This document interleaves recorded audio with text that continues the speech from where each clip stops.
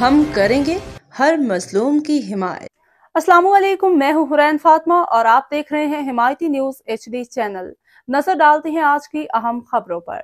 मीरपुर खास का प्रेमी जोड़ा तहफ़्फ़ुज़ के लिए नेशनल प्रेस क्लब सागड़ पहुंच गया। मीरपुर खास के इलाके अमन नगर लगारी पेट्रोल पंप के रिहायशी प्रेमी जोड़ा अपनी जान और माल के तहफ़्फ़ुज़ के लिए नेशनल प्रेस क्लब सागड़ पहुंच गया, जहां उन्होंने मीडिया के नुमाइंदों से बात करते हुए अपने ऊपर होने वाले दबाव और धमकियों से आगाह किया।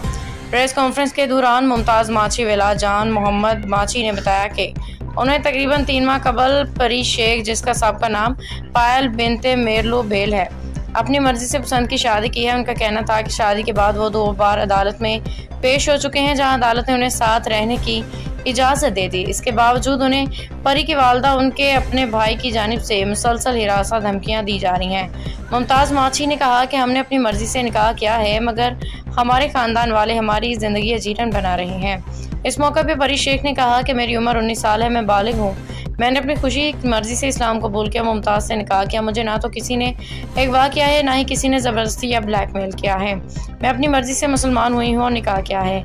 परी शेख का कहना था कि मज़ीद हम एक ही मोहल्ले में रहते थे, मुझे मुमताज़ से मोहब्बत हो गई, इसी बुनियाद पर शादी की, मगर मेरी वालदा और मुमताज़ के भाई हमें मुसलसल धमकियाँ दे रहे हैं, जिसकी वजह से हम दर बदर की ठोकरें खाने पर मजबूर हैं। जोड़े ने हुकूमत सिंध, पुलिस और आला हुकाम से मुतालबा किया कि उन्हें फौरी तहफ़्फ़ुज़ फराहम किया जाए ताकि वो पुरअमन और राज़ी खुशी अपनी इज़्दिवाजी ज़िंदगी बसर कर सके। इशफाक सलैरी की रिपोर्ट। नालो है मुमताज़ माची, मुझे पी जो है जान मोहम्मद माची और लिगार पंप वेठो है अमन नगर कॉलोनी। हाँ, ताजो छा मसलो है? साईं मसलो यो है, मूं खुशी से शादी कई है, पंहिंजो पसंद जी मुसलमान मूं कई है, परी के ऐं पंहिंजे दीन ते चाढ़ियो है। हिन रिपोर्ट अञा असां मना मज़ाक कंदी अचे पई, असां 2 चकर कोर्टूं कराए चुका आहियूं, उहो अञा के असांखे मना सुख सां जीअण कोन थी ॾिए वई। जी जी साईं, आउं खणी वियुसि पीर अयूब जान सेरांदी अच, उन खां पोइ कलमू हुन पढ़ियो है, मूं पंहिंजी हिन सां पसंद जी शादी कई, दीन ते चढ़ी है वई।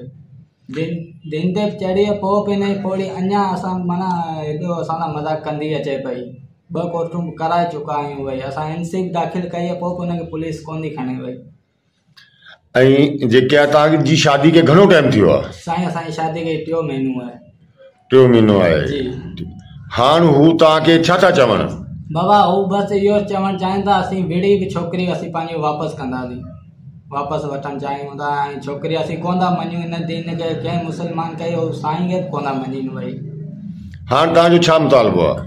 असांजो मुतालबो इहो आहे, बसि हिननि खे सज़ा ॾिनी वञे, ऐं मुंहिंजे घर वारनि खे बि ॾाढो परेशान कयो, ऐं उन में मुंहिंजे संदे भाउ जा हथ आहिनि वई, उहो बि हिन जी माना पोड़ीअ चवण ते उहो बि असां सां विढ़ंदो अचे पियो, ऐं उहो ई हिननि जी पोड़ीअ खे भड़का ॾिए पियो, उहो ई कमु कराए पियो। मुंहिंजो भाउ संदो अमीर दोस्त। हाणे तव्हांजो छा मुतालबो आहे? मुताबिलो इहो आहे, असांखे हाणे सुख सां जीअण था चाहियूं, असीं असांजी जान छॾीनि असीं पंहिंजो घर ठाहिणु चाहियूं था भई। मसलो आहे, मुंहिंजो नालो पायल आहे, मुंहिंजे पीउ जो नालो मेवलो आहे, असांखे जीअण कोन था ॾियनि, असां आपस में जीअण चाहता, मसलो इहो आहे, जीअण कोन था ॾियनि असांखे। तव्हां किथे वञी मुसलमान थिया आहियो, पोइ शादी कई आहे तव्हां? असां पीउ सेरांदी घोट। अच्छा, ऐं पंहिंजो जेके आहे तव्हांखे कंहिं मजबूर कयो आहे या ज़बरदस्ती कई आहे, ब्लैकमेल कयो आहे, या तव्हां पंहिंजी ख़ुशी सां इस्लाम क़बूल कयो?